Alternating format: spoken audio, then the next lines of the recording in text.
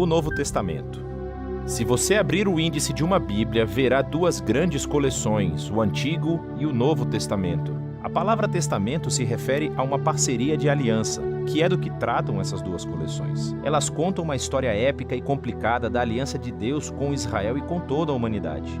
O Antigo Testamento é chamado de Tanar na tradição judaica. É uma coleção unificada de 39 textos israelitas que foram escritos ao longo de mais de 1000 anos. Por outro lado, os 27 livros do Novo Testamento surgiram num período de 30 a 40 anos. Todos eles foram escritos pela primeira geração de seguidores de Jesus. Desde o início, as comunidades cristãs começaram a reunir e ler esses textos com o Antigo Testamento como uma história unificada que leva a Jesus. O Novo Testamento começa com 4 livros narrativos que, em conjunto, são chamados de o Evangelho. Eles contam a história da vida, morte e ressurreição de Jesus de Nazaré como um anúncio de boas novas. Eles são seguidos por um 5º trabalho narrativo chamado Atos dos Apóstolos. Aqui, o Jesus ressurreto dá uma tarefa aos apóstolos, uma palavra que significa enviados. Eles são nomeados como representantes de Jesus para espalhar suas boas novas em todo o mundo antigo. Depois de Atos, vem uma coleção de cartas dos apóstolos. Foram escritas para oferecer ensino e orientação para as comunidades de seguidores de Jesus, as igrejas. Existem 13 cartas conectadas ao apóstolo Paulo e não estão organizadas na ordem que foram escritas, mas da mais longa à mais curta. Depois tem a carta aos Hebreus, escrita por um colaborador próximo aos apóstolos, mais anônimo. Depois temos as cartas de Tiago, Judas, Pedro e João. 2 eram irmãos de Jesus e 2 estavam entre os seus primeiros seguidores. O último livro do Novo Testamento é o Apocalipse, uma carta a 7 igrejas que revela uma palavra profética de desafio e conforto a todos os seguidores de Jesus.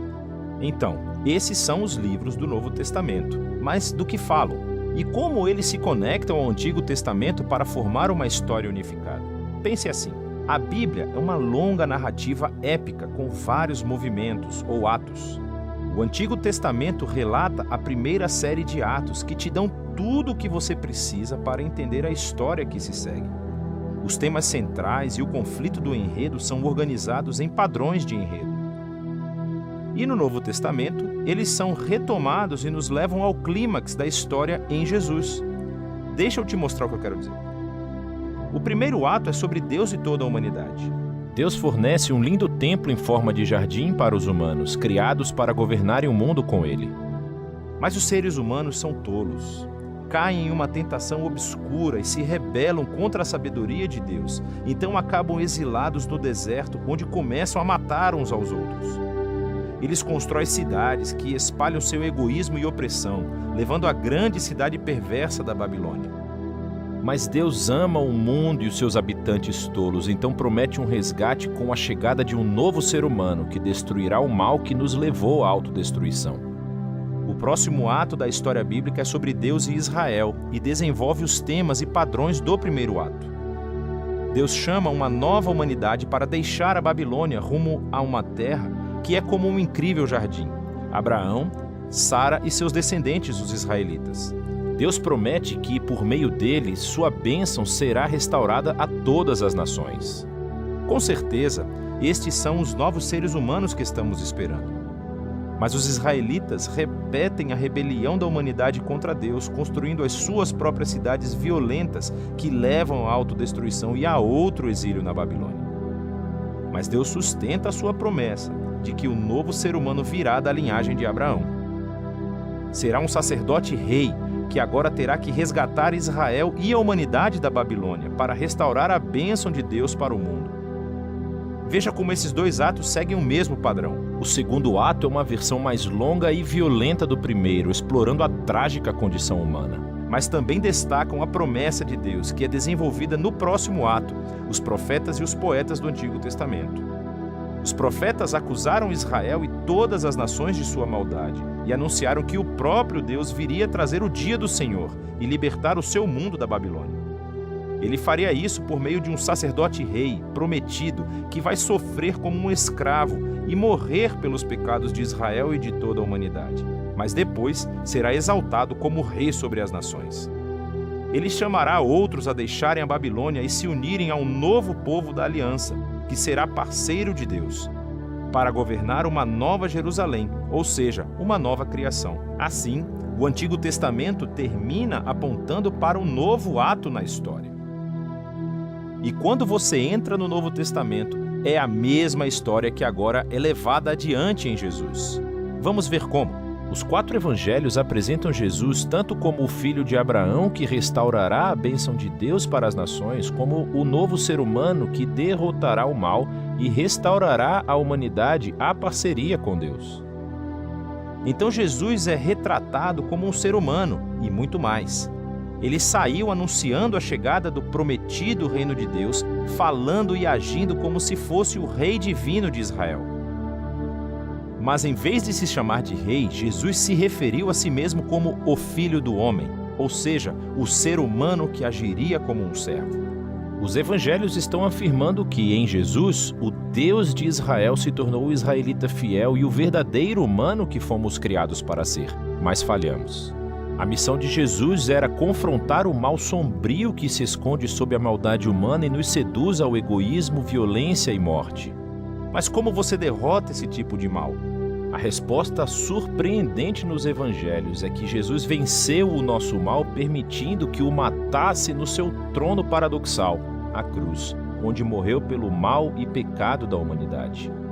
Foi ali que ele praticou o que ensinou, que a não violência, o perdão e o amor altruísta são as coisas mais poderosas do universo. E porque o amor de Deus pelo seu mundo é mais forte que o mal ou a morte, Jesus foi ressuscitado como o protótipo de uma nova humanidade. E isso nos leva à história de Atos. Pelo Espírito, Deus capacita os seguidores de Jesus a espalharem sua vida e seu amor, convidando pessoas a se unirem à família multiétnica de Jesus, a nova humanidade. É aqui que as cartas dos apóstolos se encaixam na história. Eles se comunicam com as primeiras comunidades cristãs e mostram como as boas novas sobre o Rei Jesus mudaram a história e devem mudar tudo em nossas vidas.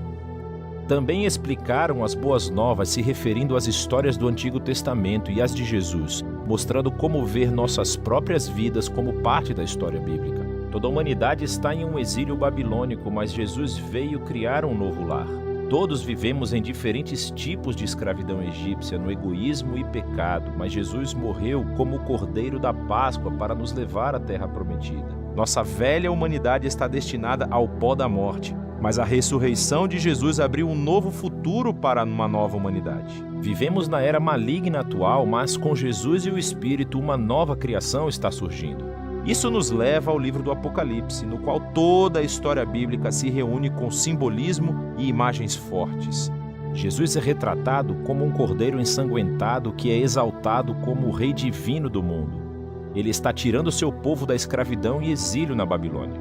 Ao resistirem à influência da Babilônia, pode ser que eles tenham que sofrer ao lado do seu líder que foi morto.